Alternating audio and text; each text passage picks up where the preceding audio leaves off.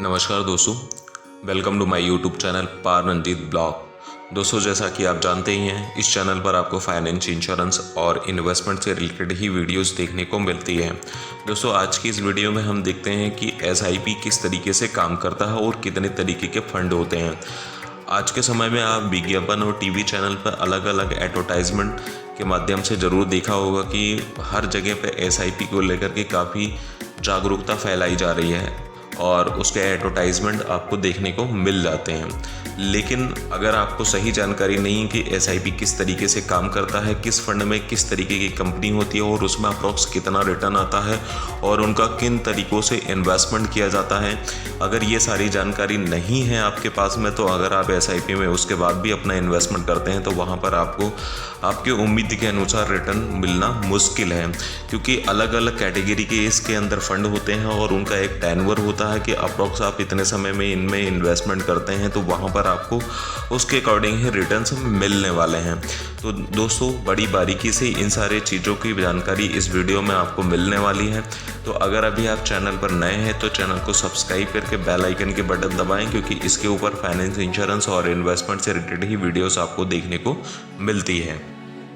दोस्तों, video start करने से पहले मैं आपको बता दूं कि आज के इस वीडियो में हम large cap mutual fund, mid cap mutual fund, small cap mutual fund, flexi cap mutual fund और multi cap mutual fund, hybrid और बैलेंस एडवांटेज म्यूचुअल फंड और ELSS equity linked saving schemes के बारे में पूरी विस्तार से जानकारी देंगे कि इसके अंदर किस तरीके से आप अपना इन्वेस्टमेंट और कितने समय तक इन्वेस्ट कर सकते हैं।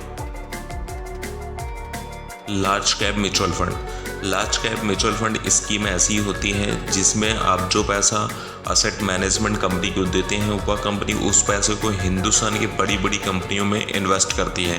ऐसी कंपनी जिन्हें SEBI security of exchange board India large cap company मानती है। फिर इस साइज में बहुत ही बड़ी कंपनियां हैं और उन कंपनियों में पैसा इन्वेस्ट किया जाता है। आप अपने इन्वेस्ट के ऊपर बहुत ज़्यादा रिस्क नहीं लेना अगर चाहते हैं तो आप उसका निवेश कम समय के लिए इन कंपनियों में 2-3 सालों के लिए इन्वेस्ट कर सकते हैं। और आपको लार्ज कैप म्यूचुअल फंड का चुनाव ऐसे इन्वेस्टमेंट के लिए कर सकते हैं। Mid cap mutual fund. Mid cap mutual fund scheme, यहाँ पर आपका पैसा मिड कैप म्यूचुअल फंड कंपनियों में लगाया जाता है। इसके अंदर लार्ज कैप कंपनियों के मुकाबले रिस्क ज़्यादा होता है।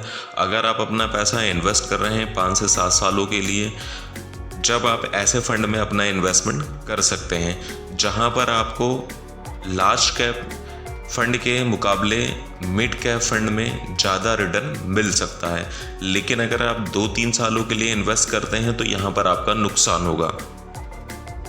Small cap mutual fund. Small cap mutual fund, यहाँ पर आपका पैसा भारत की इमर्जिंग कंपनियों में कि जिनकी साइज कम होती है, छोटी होती है, उनके अंदर लगाया जाता है, जिनमें स्कोप बढ़ने का बहुत ज़्यादा होता है।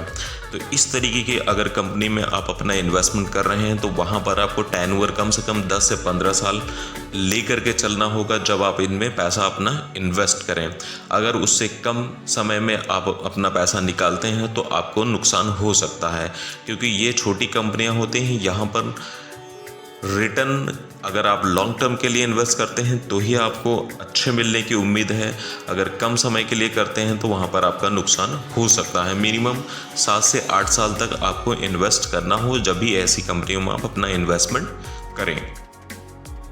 Flexi cap and multi cap mutual fund. Flexi cap और multi cap mutual fund scheme, जिसमें आप अगर अपना पैसा एसेट मैनेजमेंट कंपनी को देते हैं तो वो कंपनियां क्या करती हैं कि आपके पैसे को डाइवर्सिफाइड करके अलग अलग फंड्स में इन्वेस्ट करती हैं। इसमें एग्जांपल के लिए मान लेते हैं कि 25% पैसा आपका लार्ज कैप में इन्वेस्ट होगा, 25 पैसा मिड कैप में, 25 पैसा स्मॉल कैप में और 25% पैसा आपका डेट मार्केट की स्कीम में वो इन्वेस्ट होगा, जिससे कि आपका रिस्क फैक्टर काफ़ी लो हो जाता है, रिटर्न थोड़ा कम मिलता है, लेकिन आपका लॉस होने के चांसेस बहुत ही कम होते हैं। आपका जो भी फंड होगा उसको फ्लैक्सी और मल्टी कैप फंड के अंदर इन्वेस्ट करके किया जाता है। हाइब्रिड और balance advantage mutual fund. Hybrid और बैलेंस एडवांटेज म्यूचुअल फंड, यहाँ पर पैसा आपका जो इन्वेस्ट होता है उसको डाइवर्सिफाइड करके इन्वेस्ट किया जाता है। मान लीजिए कि 40 से 60% पैसा जो होता है अगर डेट मार्केट के अंदर इन्वेस्ट होता है तो वहीं पर 60 से 40% का इन्वेस्टमेंट आपका इक्विटी के अंदर इन्वेस्ट किया जाता है। यानी कि अगर 100 रुपये का इन्वेस्टमेंट है तो उसमें से अगर 40% पैसा आपका डेट में होता है तो 60% इक्विटी में, अगर 60% इक्विटी में है तो 40% डेट में है। इस तरीके से उसका इन्वेस्टमेंट होता है ताकि वहाँ पर जो भी आपका फंड हो उसमें ज़्यादा नुकसान होने के चांसेस ना रहें। इस तरीके से उसे इन्वेस्ट किया जाता है। तो दोस्तों, अगर आप जब भी कोई SIP के अंदर इन्वेस्टमेंट करें तो उसके टेन्योर के अकॉर्डिंग ही आप अपने फंड का चुनाव करें ताकि वहाँ पर आपको ज़्यादा लॉस होने के चांसेस ना रहें। तो दोस्तों, ये वीडियो आपको कैसा लगा इसे आप कमेंट करके बताएं और चैनल को सब्सक्राइब करके बेल आइकन के बटन दबाएं ताकि नेक्स्ट वीडियो जो भी इस चैनल पर अपलोड हो उसका नोटिफिकेशन सबसे पहले आपके पास आए। धन्यवाद।